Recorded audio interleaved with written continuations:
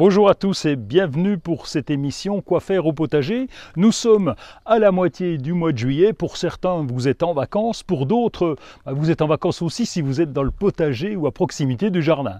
Les barbecues tournent à plein régime. On peut prendre des aubergines, on peut prendre des courgettes, ça tombe bien. Ça pousse, tout pousse en ce moment. Petite pluie de juillet ensoleillée remplit caves et greniers. C'est le dicton du jour. Ça veut dire que c'est bien d'avoir du soleil, mais aussi un petit peu de pluie, un peu, pas trop, on en a eu assez sur ce printemps.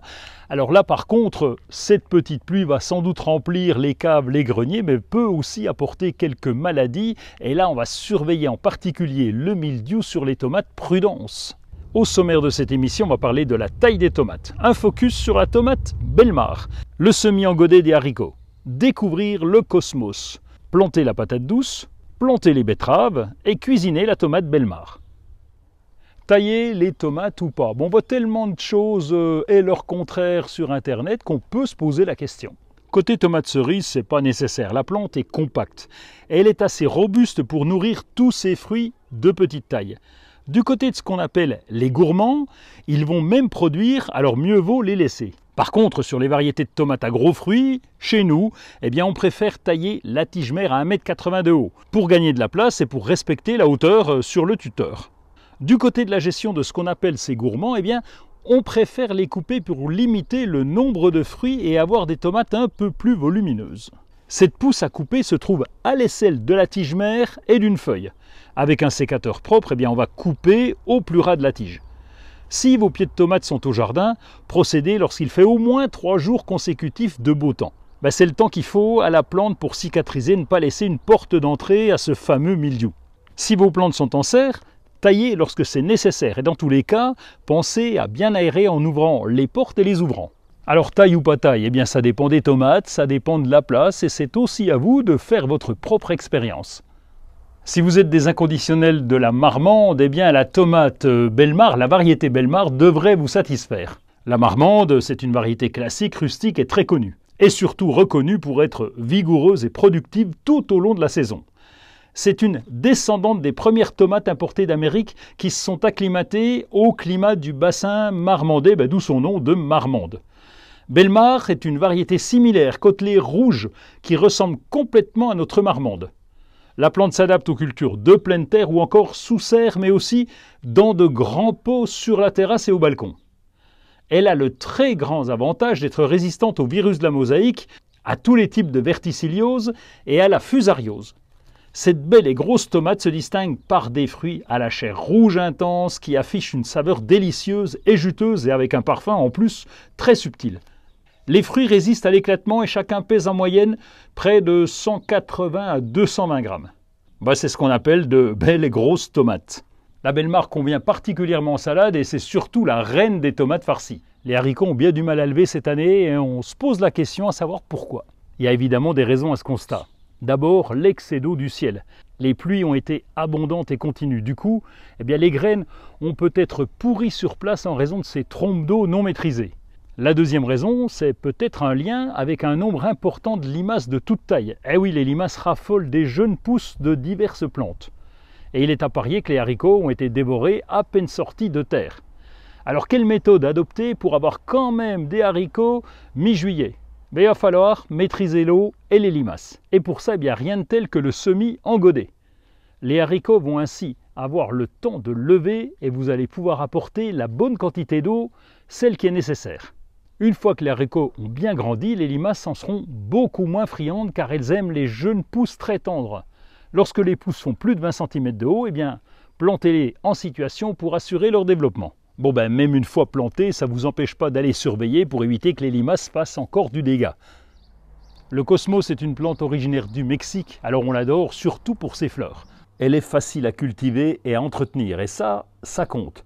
C'est une plante herbacée qui peut atteindre jusqu'à 1,50 m de haut. Ses feuilles sont finement découpées et ressemblent à celles du fenouil. Les fleurs sont simples ou doubles, elles ont des coloris blanc, rose, rouge, pourpre et il y a même du jaune. La plante préfère les sols bien drainés et riches avec un emplacement plein soleil. Elle nécessite pas trop d'eau. Ça aussi, ça compte surtout en ce moment. On pince les extrémités des tiges pour encourager la ramification et la production de nouvelles fleurs. Si vous avez du temps, préférez enlever aussi les fleurs fanées pour faciliter une floraison continue. Les fleurs de cosmos sont mellifères, elles attirent les papillons et les abeilles, ce qui en fait une plante intéressante pour le potager. Et avant tout, il agrémente les jardins pour ajouter de la couleur. On peut aussi utiliser le cosmos dans des bouquets de fleurs coupées. Bon, le cosmos, vous l'avez compris, a plein d'avantages et surtout, il va égayer un petit peu le potager, il va lui apporter de la couleur. La patate douce est originaire d'Amérique du Sud. Elle a été cultivée depuis 5000 ans au Pérou. Pour la réussir chez nous, il faut prendre en compte ses besoins. C'est une plante tropicale qui préfère un sol bien drainé, frais et riche. Le sol doit être meuble et bien aéré pour permettre à tous les tubercules de se développer correctement. Passez la rotogriffe pour avoir une terre bien fine, ça va faciliter l'installation des plants. Les patates douces ont besoin de beaucoup de soleil pour pousser. Il leur faut au moins 6 heures de soleil direct par jour, et si ce n'est pas plus. Elles demandent des températures chaudes comprises entre 24 et 30 degrés. Les patates douces ont besoin de beaucoup d'espace pour se développer. Les plants doivent être espacés d'au moins 40 cm et plus les uns des autres. La plante demande un suivi d'arrosage régulier, ceci afin de maintenir le sol toujours humide mais pas détrempé. J'ai choisi cette année de les planter un peu tard, pour tout vous dire, j'attendais le soleil, mais il a un peu de mal à venir. Et l'avantage là, c'est que ça va grimper, donc avec une structure comme celle-ci, ça fera aussi de la déco au potager. Les semis de betteraves sont des fois un peu complexes à gérer. Trop d'eau, pas assez de soleil, trop de soleil, enfin bref. Il y a maintenant des plants qu'on trouve chez les producteurs et c'est bien pratique. En jardinerie, chez les producteurs, on les trouvait seulement en graines, ces betteraves. Maintenant, c'est plus facile avec les plants. Aujourd'hui, les barquettes de légumes racines, dont les betteraves, nous assurent les récoltes. Cela dit, les plantes répondent aux mêmes besoins que les graines. Elles ont besoin d'au moins 4 à 6 heures de soleil direct par jour pour bien pousser. On va d'abord bassiner les plants en maintenant la barquette sous l'eau tant que les bulles d'air éclatent à la surface. Quand la surface de l'eau est lisse plutôt, sortez les betteraves. Vous passez la rotogriffe sur la parcelle choisie, ça permet d'ameublir le sol et de faciliter beaucoup la reprise. On peut même rajouter un peu de terreau si on le souhaite. Détachez plan par plan, faites un trou de plantation de 3 fois le volume de la motte, placez le plant au milieu, remplissez les espaces vides de terre, tassez et arrosez. Les betteraves ont besoin d'un arrosage régulier pour maintenir le sol humide, mais pas détrempé. Pour la récolte, si tout se passe bien, faut attendre environ 2 à 3 mois de culture. Avec les tomates Belmar, on va faire un cœur farci de billes de mozzarella. Pour cette recette, il vous faut des tomates Belmar, une cuillère parisienne, un couteau tranchant, des billes de mozzarella, de l'huile d'olive, du sel et du poivre. Commencez par rincer les tomates et épongez-les. Étêtez la tomate en coupant un capuchon d'1/4 de la hauteur du fruit. À l'aide de la cuillère parisienne, faites 3 à 4 trous dans la chair. Vous placez ensuite une bille de mozzarella dans chaque trou.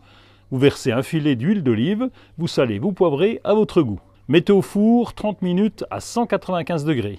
Et si vous aimez, vous pouvez aussi parsemer la tomate de basilic, c'est encore meilleur. C'est déjà la fin de notre émission. Quoi faire au potager au mois de juillet? La prochaine fois, on se retrouvera début août et peut-être qu'on aura du soleil, mais en tout cas là, ça y est, il commence à pleuvoir à nouveau. Donc on va en profiter, on sera quitte d'arroser pendant ce week-end. Allez, ciao à tous!